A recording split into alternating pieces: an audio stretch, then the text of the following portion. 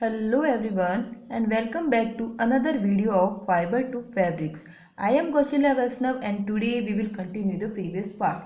If you have not seen part first and second then check it out once. So आज हम chapter third का part third पढ़ेंगे और आज का हमारा टॉपिक क्या है पार्ट थर्ड में yarn to fabrics. It means आज हम थ्रेड से लगाकर फैब्रिक्स के बारे में पढ़ेंगे. So there are many ways by which fabrics are made from yarns. The two main processes are weaving and knitting. There is a lot of method to make fabrics from yarns, but we will study about weaving and knitting.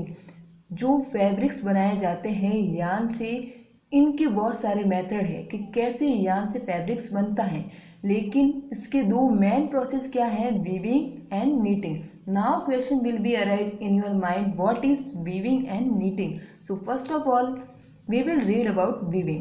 And activity second, you might have noticed that a fabric is made up of two set of yarns arranged together. Activity second में आपने क्या पढ़ा था कि जो yarns होते हैं उसके दो सेट साथ साथ अरेंज होते हैं तो क्या बनता है, फैब्रिक बनता है. And the process of arranging two set of yarns together to make a fabric is called weaving. और एक ऐसा प्रोसेस जिसमें यार्न के दो सेट को अरेंज किया जाता है फैब्रिक बनाने के लिए, इस प्रोसेस को हम क्या कहते हैं, वीविंग कहते हैं. तो आपको अब वीविंग का मीन पता चला कि वीविंग क्या होता है, जिनमें यार्न्स के दो सेट को अरेंज किया जाता है फैब्रिक्स बनाने के लिए. इस प्रोसेस को हम क्या बोलेंगे, weaving. Now come to the next point, activity fifth. Take two sheet of paper of different colour, cut square pieces of length and width equal to 30 centimetre from each sheet. अब आपको क्या कहा गया है एक्टिविटी फिफ्थ में कि आपको दो अलग अलग कलर की अलग अलग शीट लेनी है. किसी भी कलर की आप ले सकते हैं, दोनों ही अलग अलग. उसको भी 30 centimetre lengthwise and widthwise उसको कट करना है. इसके बाद आपको क्या करना है, now fold both the sheet into half. इसके बाद इसके हाफ पार्ट को फोल्ड करके on one sheet draw line as shown in the figure. इसके बाद इसके ऊपर क्या बनाना है, आपको लाइनें ड्रॉ करनी है. कैसे करनी है ये हम एक फिगर के थ्रू समझेंगे. फिगर ए और बी में दो डिफरेंट कलर की शीट ले रखी है, फिर इसके उसको फोल्ड कर दिया, इसके ऊपर डॉटेड लाइन ड्रॉ की है. फिर हमको क्या करना है कि इस डॉटेड लाइन के अलोंग इस शीट को क्या करना है, कट करना है. इसके बाद क्या फाइंड आउट होगा, इससे क्या हमको मिलेगा, हम क्या इससे ऑब्टेन करेंगे, पेपर स्ट्रिप ऑब्टेन करेंगे. अब पेपर स्ट्रिप जो हमारी बनेगी, ये कलर अलग होगा, ये भी कलर अलग होगा. इसके बाद इन पेपर स्ट्रिप को आपस में क्या करना है, वेव करना है. यानी कि एक स्ट्रिप में दूसरे कलर की स्ट्रिप को ऐसे वेव करना है, पहले ऊपर फिर थोड़ा सा नीचे. तो ऐसे करने से कौन सा पैटर्न फॉर्म होगा, ये डी वाला. तो ये एक्टिविटी आपको अपने घर पे करनी है.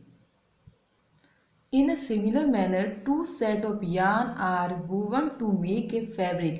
इसी मैनर में हम बात करें तो दो सेट किसके, यार्न के, उससे क्या बनाया जाता है, फैब्रिक्स बनाया जाता है. And the yarns are much thinner than our paper strip. और हमने जो बात की पेपर स्ट्रिप के बारे में, उनसे भी पतला क्या होता है ये यार्न्स, यानी कि ये धागे बहुत पतले होते हैं. Weaving of fabric is done on looms and the looms are either hand operated or power operated. अब जो वीविंग होती है फैब्रिक्स की वो किसकी हेल्प से की जाती है, लूम्स की हेल्प से की जाती है. और ये लूम्स या तो हम किससे करेंगे, हैंड से ऑपरेट करेंगे या फिर मशीन से ऑपरेट करेंगे. तो यहाँ पे एक पिक्चर दे रखा है, हैंड से ऑपरेट किया जा रहा है, तो यहाँ क्या लिखा हुआ है, hand loom. And next point is knitting. Have you notice how sweater are knitted. क्या आपने नोटिस किया कि जो विंटर में आपकी मदर एंड ग्रैंड मदर आपके लिए जो स्वेटर बुनती है, तो ये कौन सा प्रोसेस कहलाता है, knitting. In knitting a single yarn is use to make a piece of fabric. Knitting में क्या होता है, एक सिंगल यार्न से यानी कि एक ही धागे से क्या बनाया जाता है, पीस ऑफ फैब्रिक्स. यानी कि फैब्रिक्स का एक छोटा सा टुकड़ा किससे बनाया जाएगा, एक सिंगल यार्न से. Have you ever pulled the yarn from A torn pair of socks. क्या आपने कभी अपने फटे हुए सॉक्स है उसमें से कभी किसी यार्न को, थ्रेड को पुल किया है, खींचा है. व्हाट हैपन, ऐसा करने से क्या होता है, a single yarn get pulled out continuously at the fabric get unravelled. ऐसा करने से क्या होगा, ये कंटिन्यूसली वो धागा बाहर निकलता जाएगा तब जब तक निकलेगा जब तक वो पूरा जो अपना फैब्रिक से वो उधड़ना स्टार्ट नहीं हो जाए, यानी कि वो पूरा अनरेवेल्ड नहीं हो जाए, खराब नहीं हो जाए। Socks and many other clothing item are made of knitting fabrics. Fabric से क्या बनाए जाते हैं, फैब्रिक्स को नीटिंग का प्रोसेस करके उनसे क्या क्या चीज़ें बनाई जाती है, जैसे सॉक्स से या फिर बहुत सारे क्लोथ यानी कि हमारे स्वेटर्स, इसमें भी कौन सा प्रोसेस होता है, knitting. So knitting is done by hand and also on machines. So हम क्या कह सकते हैं कि जो नीटिंग का प्रोसेस है वो कैसे होता है, हैंड से भी होता है और मशीन से भी होता है। जो हम स्वेटर पहनते हैं वो कैसे होते हैं, हैंड से बने हुए होते हैं और मशीन से बने हुए भी मिलते हैं मार्केट में। तो इसलिए ये नीटिंग का प्रोसेस किससे डन होता है, hand and also on machines. Weaving and knitting are use for making different kinds of fabrics. और वीविंग और नीटिंग प्रोसेस का यूज कहाँ किया जाता है, डिफरेंट काइंड के फैब्रिक्स बनाने में। This fabrics are use for a variety of clothing items. और इन फैब्रिक से क्या किसका यूज किया जाता है, बहुत सारी क्लोथिंग आइटम्स की वैरायटी बनाने में। अब history of clothing material, clothing material के पीछे क्या हिस्ट्री है ये हम पढ़ेंगे। So have you ever wonder what material people use in ancient time for cloth?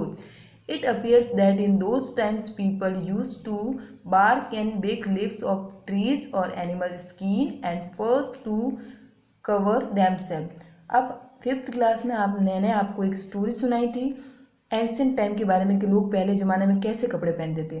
तो आपको वो स्टोरी लर्न होगी तो आपको पता होगा कि उस स्टोरी में मैंने क्या बताया था कि लोग पहले ज़माने में कैसे कपड़े पहनते थे। जो पेड़ है उनके पत्तियाँ ढकते थे या फिर उनकी चालें हैं बाग से उनका यूज करते थे, या एनिमल स्किन या उनके पंख है वो अपने चारों ओर लपेट देते थे। तो ऐसे ड्रेस मटेरियल लोग पहले ज़माने में पहनते थे। After people began to settle in agriculture community, they learned to weave twigs and grass into mats and basket। लेकिन जब लोगों को एग्रीकल्चर कम्युनिटीज़ का नॉलेज हुआ, यानी कि उनको कल्टीवेशन का नॉलेज हुआ, खेती का नॉलेज हुआ, तब लोगों ने क्या स्टार्ट किया, ट्विंग्स एंड ग्रास, टहनियाँ पेड़ों की और घास, उन दोनों को उन्होंने वेव करना स्टार्ट कर दिया और उनको बुन कर क्या उन्होंने बनाया, मैट्स एंड बास्केट, यानी चटाइयाँ बनाई और बास्केट्स बनाई। वाइन्स एनिमल फ्लीसी और hair were twisted together into long strand. और उन्होंने क्या किया, जो पेड़ों की लताएं हैं और एनिमल्स की हेयर है उन दोनों को ट्विस्ट करके उन्होंने लॉन्ग स्ट्रैंड बनाया और उसका यूज़ कहाँ किया, फैब्रिक्स बनाने में। The early Indian were fabrics made out of cotton that grew in the region near the river Ganga. अब पहले जो इंडियंस थे वो कैसे फैब्रिक्स पहनते थे, कॉटन से बने हुए फैब्रिक्स को पहनते थे। अब ये कॉटन कहाँ पे उगाया जाता था, तो गंगा रिवर के पास में।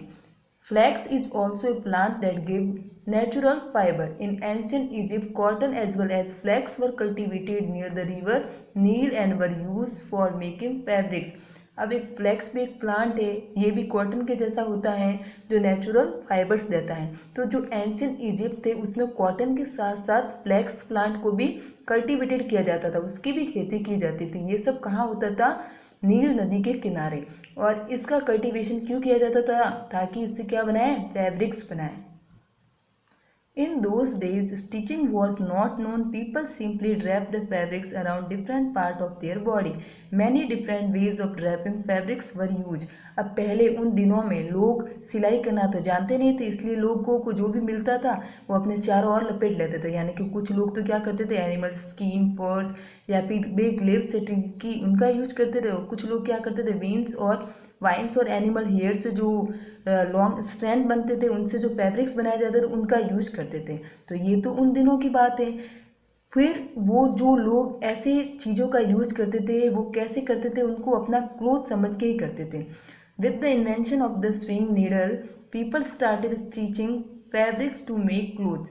लेकिन जब नीडल का इन्वेंशन हुआ तब लोगों ने किसके बारे में, लोगों को नॉलेज मिला, सिलाई के बारे में नॉलेज मिला और लोग क्या करने लगे, फिर फैब्रिक्स को क्लोथ्स बनाने लगे। And stitched clothes have gone through many variation since this invention. इसके बाद जब सिलाई करना लोग स्टार्ट हुए तो इसके बाद बहुत सारे वेरिएशन आ गया, किसका, क्लोथ्स का। जैसे कि हम जिसको क्या बोलते हैं, फैशन, अलग अलग टाइप के हम कपड़े पहनते हैं। But it is not amazing that even today sari, dhoti, lungi and turban is use as an unstitch piece of fabric. लेकिन फिर भी कितनी बड़ी बात है कि हम साड़ी है, धोती है, लुंगी और पगड़ी है, इसका यूज बिना सिले हुए कपड़े के वाइज हम इसका यूज करते हैं। उसमें तो सिलाई नहीं की जाती है। तो इतनी बड़ी बात, इतना इन्वेंशन होने के बावजूद भी हम इनका यूज तो नॉर्मली ऐसे ही करते हैं।